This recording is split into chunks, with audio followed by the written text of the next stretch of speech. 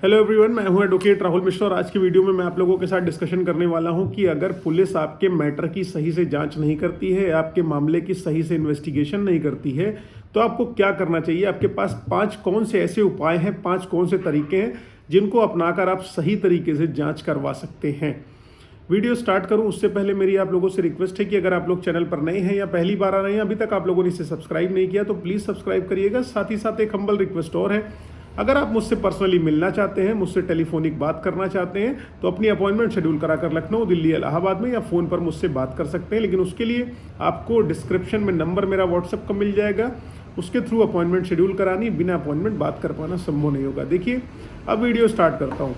देखिए, हम लोगों का सबसे बड़ा ग्रवांश क्या होता है कि पुलिस हमारे सबूत नहीं लेती, हमारी बातचीत सुनती नहीं, हम जो कुछ भी कहते हैं उसको डिनाई कर देती है और पुलिस अपने हिसाब से काम करने लगती है। सबसे बड़ी समस्या क्या होती है कि आईओ क्या होता है, अपोजिट पार्टी से आपके मिल जाता है, जिससे उसको ज़्यादा पैसे मिल जाते हैं।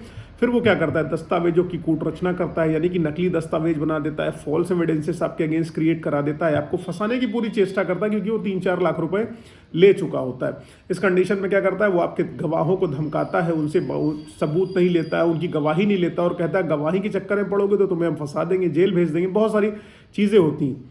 तो ऐसी कंडीशन में आपको आईओ जो है, इन्वेस्टिगेटिंग ऑफिसर है, जो दरोगा है, वो दोषी है, उसको सजा दिलानी है, तो कैसे करना है। अब देखिए, वीडियो में पूरी डिटेल में जाऊं उससे पहले आपको अब यहाँ पर समझ लेना है कि इन्वेस्टिगेशन क्या होती है। इन्वेस्टिगेशन करी जाती है पुलिस ऑफिसर द्वारा और इंक्वायरी करी जाती है कोर्ट द्वारा। तो ये डिफरेंस जो है इन्वेस्टिगेशन और इंक्वायरी का है, वो आप समझ लीजिए। अब क्या होता है कि जब पुलिस इन्वेस्टिगेशन के लिए आती है तो पुलिस का काम क्या होता है इन्वेस्टिगेशन के दौरान, कि वो केस डायरी जो है मेंटेन करे, चार्जशीट दाखिल करे। ठीक है, अब केस डायरी क्या होती है, केस डायरी में क्या होता है कि पुलिस को अपने डे टू डे रूटीन के बारे में लिखना होता है कि उसने किन किन लोगों का स्टेटमेंट लिया, कहाँ कहाँ मिलने गए, किस किस स्थान पर गए, क्या क्या उन्होंने कार्य करा है उस केस से रिलेटेड, वो सारा का सारा विवरण जो है पुलिस को उस केस डायरी में लिखना होता है। यानी कि अपनी डे टू डे कार्रवाई जो भी पुलिस ने करी हुई है उसको केस डायरी में लिखनी होती है। ठीक है, और ये तब तक उसको लिखनी होती है जब तक कि चार्जशीट दाखिल ना हो जाए पुलिस की।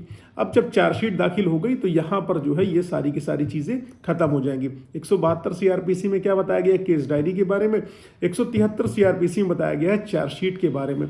अब मान लीजिए पुलिस का ये सारा का सारा काम था इन्वेस्टिगेशन करना, जो है सबूतों को लेना, गवाहों के बयान लेना, बातचीत करना, नक्शा नजरीन बनाना, मौके का मुआयना करना, ये सारी की सारी चीज़ें थीं, लेकिन पुलिस ने नहीं करा। अब ऐसी कंडीशन में उस भ्रष्ट आईओ को, जो दुष्ट आईओ है, उसको आपको सबक कैसे सिखाना है।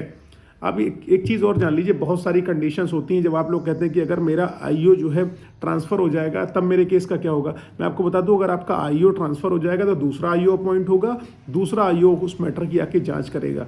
ठीक है, केस चलता रहेगा, इंक्वायरी चलती रहेगी, इन्वेस्टिगेशन चलती रहेगी, उससे कोई फर्क नहीं पड़ता है वेदर आईओ ट्रांसफर्ड हो गया या सस्पेंड हो गया है। ठीक, अब पहला तरीका क्या है कि अगर मान लीजिए आईओ आपकी सही से कार्यवाही नहीं कर रहा है, तो पहला तरीका क्या है कि आप जाइए आरटीआई लगाइए, आरटीआई के माध्यम से जो है अपने केस की संपूर्ण जानकारी उनसे मांगिए कि आपने मेरे केस पर क्या कर रखा हुआ। तो फिर आरटीआई के थ्रू उनको आपको जवाब देना होगा, पूरी केस की डिटेल देनी होगी और उस आधार पर जो भी उन्होंने आपके केस में कार्रवाई कर रखी हुई है उसकी पूरी की पूरी डिटेल आप उनके एसएसपी साहब को भेज दीजिए, उनके एसपी साहब को भेज दीजिए, उनके हायर अथॉरिटी को भेज दीजिए। अब यहाँ पर ये सारी की सारी चीज़ें हायर अथॉरिटी को भेजने से क्या होगा कि हायर अथॉरिटी दरोगा को डांटेगी कि अगर उसने सही से काम नहीं किया होगा, और सही से काम किया होगा तो जाहिर सी बात है कुछ नहीं होने वाला है। दूसरी कंडीशन क्या होगी कि जो है आप क्या करिए कि मैंने बताया कि हायर अथॉरिटी से संपर्क कर लीजिए और आरटीआई की कॉपी लगा दीजिए कि भैया देखो ये सारी चीज़ें हैं, इन्होंने मुझे ये बताया है और यहाँ पर ये सारी चीज़ें होनी चाहिए तो जो नहीं हुई हैं।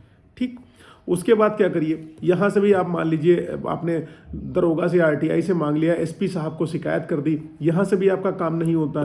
ठीक है, फिर उसके बाद क्या करिए, अब यहाँ से भी काम नहीं होगा तो फिर आपको एक जगह फिर आनी पड़ेगी, वो होगी आपको कोर्ट की शरण लेनी पड़ेगी। कोर्ट की शरण में कैसे आएंगे आप 156(3) सीआरपीसी में जाइए। अब आप कहोगे सर 156(3) सीआरपीसी में तो एफआईआर लिखी जाती है, आप बता रहे हो 156(3) में चले आइए। 156(3) में ही स्टेटस रिपोर्ट रिकॉल करी जा सकती है, स्टेटस रिपोर्ट मंगा सकते हैं मजिस्ट्रेट साहब, जज साहब 156(3) में ही कि केस में क्या हुआ है, उसकी डीपीआर मंगा सकते हैं, दैनिक प्रगति रिपोर्ट मंगा सकते हैं। इस तरीके से आपके केस में क्या किया गया है वो सारी की सारी डिटेल मंगा लेंगे।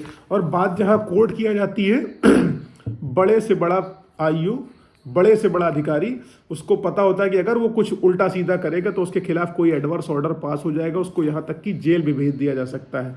और एक रही कंडीशन और, अगर मान लीजिए लोअर कोर्ट से भी आपका काम नहीं चल रहा है, ऑनरेबल कोर्ट्स आपका सही से काम नहीं कर रही है, आपको लग रहा है आपके फेवर में चीज़ें नहीं हो रही, तो आप फेयर इन्वेस्टिगेशन में ऑनरेबल हाई कोर्ट चले आइए या यहाँ से डायरेक्ट करा लीजिए एसपी महोदय को कि आपके काम की कार्रवाई जो है बेहतरीन तरीके से करी जाए। उम्मीद है कि इस जानकारी ने कहीं ना कहीं आप लोगों का ज्ञानवर्धन किया होगा। अगर ऐसा कुछ हुआ है तो प्लीज़ आप वीडियो लाइक शेयर सब्सक्राइब करिएगा, और अभी तक आप लोगों ने मुझे फेसबुक इंस्टाग्राम ट्विटर पर फॉलो नहीं किया तो प्लीज़ वहाँ फॉलो करिएगा, लिंक आपको डिस्क्रिप्शन में मिल जाएगा।